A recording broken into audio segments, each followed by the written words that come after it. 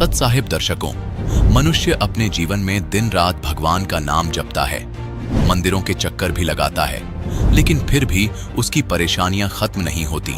और जब उसकी परेशानियां खत्म नहीं होती तब वह खुद से सवाल करने लगता है कि आखिर मुझसे गलती कहां हो रही है। दर्शकों, कुछ ऐसी ही कहानी थी मध्य प्रदेश की रहने वाली दिव्या पांचाल जी की। दिव्या जी बचपन से ही सभी पारंपरिक भक्ति साधनाओं को किया करती थी और हर तरीके के व्रत उपवास भी किया करती थी, लेकिन फिर भी इन्हें अपने जीवन में कभी भी सुख की अनुभूति नहीं हुई।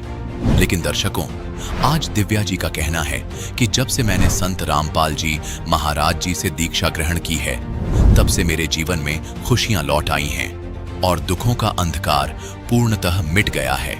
दर्शकों, आखिर क्या वजह थी कि दिव्या जी ने अपनी सभी पारंपरिक भक्ति साधनाओं को छोड़कर संत रामपाल जी महाराज द्वारा बताई गई भक्ति साधना को अपना लिया? आखिर ऐसी क्या बात थी जिनसे दिव्या जी का हृदय परिवर्तन हो गया? आखिर इसके पीछे की सच्चाई क्या है? आइए जानते हैं दिव्या जी की पूरी कहानी उन्हीं की जुबानी। जी नमस्कार। नमस्कार सर जी। क्या नाम है आपका? दिव्या पांचाल नाम है। दिव्या जी कहाँ से आए आप? मैं एमपी रतलाम डिस्ट्रिक्ट से हूँ। जी क्या करते हैं आप? मेरा बीए ग्रेजुएशन है प्लस आईटीआई है प्लस पीजीडीसीए कंप्लीट किया है मैंने। दिव्या जी, संत रामपाल जी महाराज से नाम दीक्षा लेने से पहले आप क्या भक्ति साधना करते थे? मैं अपना हनुमान जी को इष्ट मानती थी। इसके अलावा जैसे व्रत उपवास करना, ये सब चीज़ें मैं करती थी जो लोग बताते हैं पहले वाले। जब आप देव देवताओं की भक्ति कर ही रहे थे तो फिर आपने संत रामपाल जी महाराज से नाम दीक्षा क्यों ली? मुझे जैसे ऐसा कुछ गुरु बनाना या कुछ ऐसे पहले चीज़ों में मैं विश्वास बिल्कुल भी नहीं रखती थी। मैं ओनली जो हमारे पूर्वज जो बताते हैं उसी आधार पर चलती थी। लेकिन फिर मेरे मामा जी जो एक उनके बेटे से बहुत बीमारी से परेशान थे, बहुत पीड़ित थे, वो इंडिया पूरा घूम चुके थे इलाज के लिए। लेकिन उनको जब किसी और उनके दोस्त ने उनको बताया कि आप संत रामपाल जी महाराज की शरण में जाओ, वहाँ से बीमारी ठीक हो जाएगी, तो उनने सोचा कि इतना मैंने कर लिया है तो मैं क्यों एक जगह और जाके ये देखता हूँ। तो उनने देखा तो उनसे माँ बिल्कुल ठीक हो गए संत रामपाल जी महाराज की दया से। तो फिर उनने ज्ञान हमें बताया, ज्ञान मुझे सही लगा, तो फिर तब से मैं संत रामपाल जी महाराज की शरण में आई। दिव्या जी, आप देव देवताओं की भक्ति करते थे, आपने अन्य धर्मगुरुओं के सत्संग भी सुने होंगे और आपने संत रामपाल जी महाराज जी का भी सत्संग सुना, तो आपको अन्य धर्मगुरुओं के और संत रामपाल जी महाराज जी के ज्ञान में क्या भिन्नता नजर आई? अंतर मुझे ये नज़र आया कि जो ज्ञान मुझे पहले से कभी था ही नहीं, वो ज्ञान मुझे यहाँ से मिला और यहाँ से मुझे बहुत अधिक लाभ मिले हैं। संत रामपाल जी महाराज ने हमें ये बताया है कि हमें व्रत उपवास वगैरह नहीं करना है या हमें मंदिरों में देवी देवताओं की पूजा नहीं करना है, क्योंकि वो तो हमारे मन में निवास करते हैं, हमारी आस्था में निवास करते हैं। दिव्या जी, संत रामपाल जी महाराज द्वारा दी गई शास्त्रानुकूल साधना करने से आपको कोई लाभ मिला? जी सर, मुझे लाभ मिला, क्योंकि जब मैं संत रामपाल जी महाराज की शरण में 2013 से आई हुई हूँ। अब फिर उसके बाद 2018 में मैं नागपुर महाराष्ट्र गई थी, तो स्विमिंग पूल में मैं जब गिर गई थी तो मुझे पैर में चोट लगी थी और मुझे माइनर फ्रैक्चर हो गया था और उसके अलावा मुझे हड्डी भी टूटी थी। तो फिर वो हड्डी मेरी गलत जुड़ गई थी। जब मैंने डॉक्टर को दिखाया, एक्सरे करवाने के बाद मुझे पता चला। उसके बाद फिर डॉक्टर ने मुझे सजेस्ट किया कि अब इसका ट्रीटमेंट तो कुछ भी नहीं है, ये हड्डी का दर्द ऐसे ही होगा, आप आपकी संतुष्टि के लिए कहीं डॉक्टर को दिखा लो। उसके बाद फिर मैंने देवास वगैरह हॉस्पिटल भी घूमी, मैं उज्जैन भी दिखाया मैंने, आरडी गार्डी हॉस्पिटल में। जिन हॉस्पिटल के नाम आप बता रहे हैं, क्या उनकी रिपोर्ट्स भी आप साथ लेके आए हैं? जी सर, मेरे सारे प्रूफ मेरे साथ में हैं। दिखाइए। ये मेरा रतलाम का डॉक्टर दिनेश भूरिया जी सर का पर्चा है। इसके अलावा मैंने जब सबसे लास्ट में दिखाया था अहमदाबाद के सिविल हॉस्पिटल में, जो वहाँ के टॉप मोस्ट डॉक्टर जो हैं उन्होंने मेरा सारा चेकअप किया था पैर का, और उसके बाद जो भी मेरे ट्रीटमेंट की सारी फाइल वगैरह थी वो उन्होंने चेक की और मुझे उनने ये बताया कि ये जो प्रॉब्लम है, ये प्रॉब्लम काफ़ी ऐसी है कि इसका कोई ट्रीटमेंट नहीं है। अगर हड्डी आपको एक बार गलत जुड़ गई है तो इसका कोई ऑप्शन नहीं है कि आप इसको सही कर पाएँ। वो दोबारा टूटने पे ही सही हो सकती है और दोबारा टूटना संभव नहीं है। तो फिर उसका दर्द मुझे पूरी बॉडी का आधा पार्ट हो रहा था। तो फिर मैं सब जगह से हाथ धो बैठती थी। कई लोग मुझे बोलते भी थे कि आप झाड़ फूँक करवा लो, कहीं ऐसा करवा लो वैसा। तो फिर मैंने नहीं करवाया, क्योंकि मैं संत रामपाल जी महाराज की शरण में थी। इसके अलावा ये मेरे पास डॉक्टर के पर्चे हैं।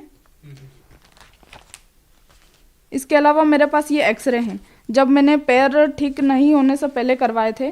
और आज मेरा पैर बिल्कुल ठीक है। वो इस तरीके से ठीक है कि जब मैं घर आ गई हॉस्पिटल से अहमदाबाद जाके, इसके बाद मेरे पास कोई ऑप्शन नहीं था, तो मैं इतना दर्द होता था कि रात में उठ उठ कर रोती थी बहुत ज़्यादा, और मेरी मम्मी को फ़ोन लगाती थी, तो मेरी मम्मी भी रोती थी कि अब क्या करेंगे हम, कोई इलाज नहीं हो। और 70 से 80 हज़ार रुपये में मेरे पैर के ट्रीटमेंट में लगा चुकी थी।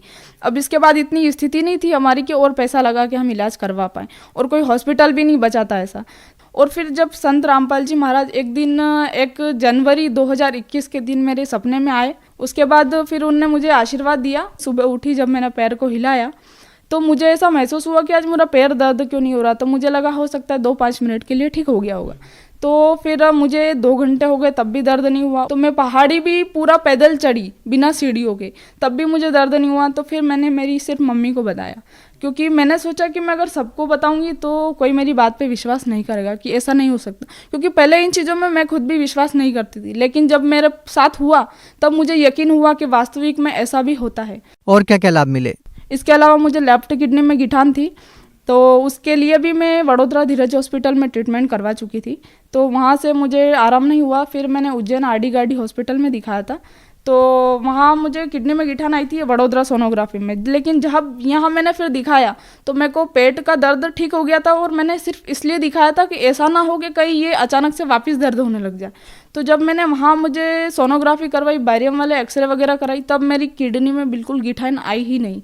तो डॉक्टर को मैंने बोला ऐसा कैसे हो सकता है। डॉक्टर बोले कि इतना जल्दी तो गिठान ठीक नहीं हो सकती है। तो अचानक से वो गिठान संत रामपाल जी महाराज की दया से मेरे को ठीक हो गई। दिव्या जी, आप भगत समाज को क्या संदेश देना चाहते हैं? भगत समाज से मैं यही गुजारिश करना चाहूँगी कि हम पढ़े लिखे होने के नाते हम समझ सकते हैं कि आज ईश्वर की मर्जी के बिना एक पत्ता भी नहीं हिलता है, तो हमको वास्तविक ज्ञान को समझना होगा। आज हमें उतना ही पता है जितना हमें पता है और जितना लोगों ने हमको बताया है। इसके अलावा हम वो ज्ञान नहीं जानते जो आज तक हमें नहीं पता है। लेकिन उनसे मैं एक गुजारिश ये करूँगी कि वो एक बार पढ़े लिखे होने के नाते एक बार गीता जी वगैरह को, शास्त्रों को पुनः खोल के देखें अगर उन्हें नहीं देखा है तो, और वो उनकी भाषा जो संस्कृत भाषा में तो उनका अनुवाद करके देखें और सही ज्ञान को समझें कि उसके अंदर क्या लिखा है, और हमें पंडित लोग जो है वो क्या बता रहे हैं, हमें गुमराह तो नहीं कर रहे हैं। आपकी संतुष्टि के लिए देखें, अगर आपको ऐसा कुछ लगता है तो आप सही ज्ञान को पाकर संत रामपाल जी महाराज की शरण से जुड़ सकते हैं। दिव्या जी, जिस तरीके से आपने बताया कि संत रामपाल जी महाराज से नाम दीक्षा लेने के बाद आपको इतने सारे लाभ मिले, लेकिन आज का जो पढ़ा लिखा समाज है वो इन चीज़ों में विश्वास नहीं करता, तो आप भी पढ़े लिखे हैं और आप उन लोगों को क्या कहना चाहेंगे कि क्यों ज़रूरी है उनका संत रामपाल जी महाराज से नाम दीक्षा लेना? संत रामपाल जी महाराज जी से नाम दीक्षा लेना इसलिए ज़रूरी है कि हमें ज्ञान तो है, लेकिन हम उस ज्ञान से हमारी खुद की रक्षा नहीं कर सकते। उसके लिए हमारे पास एक परमात्मा का होना ऐसा ज़रूरी है जो पूर्ण परमात्मा हो, जो हमें तत्व ज्ञान से आगाह कराता हो कि हाँ ये ज्ञान बिल्कुल सच है। तो हमें इससे जुड़ना बहुत ज़रूरी है, क्योंकि हमारी आत्मरक्षा हम खुद नहीं कर सकते, परमात्मा के बिना ये संभव नहीं है। अगर कोई व्यक्ति संत रामपाल जी महाराज से नाम दीक्षा लेना चाहता है तो वो उनसे नाम दीक्षा कैसे प्राप्त कर सकता है? वो आजकल सोशल मीडिया हर कोई व्यक्ति यूज़ करता है, जैसे कि यूट्यूब है, फेसबुक है, इंस्टाग्राम है।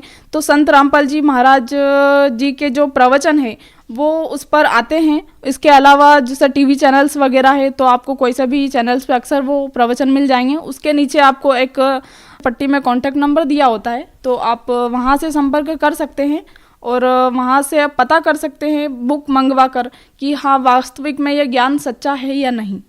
जी धन्यवाद। जी सर। दर्शकों,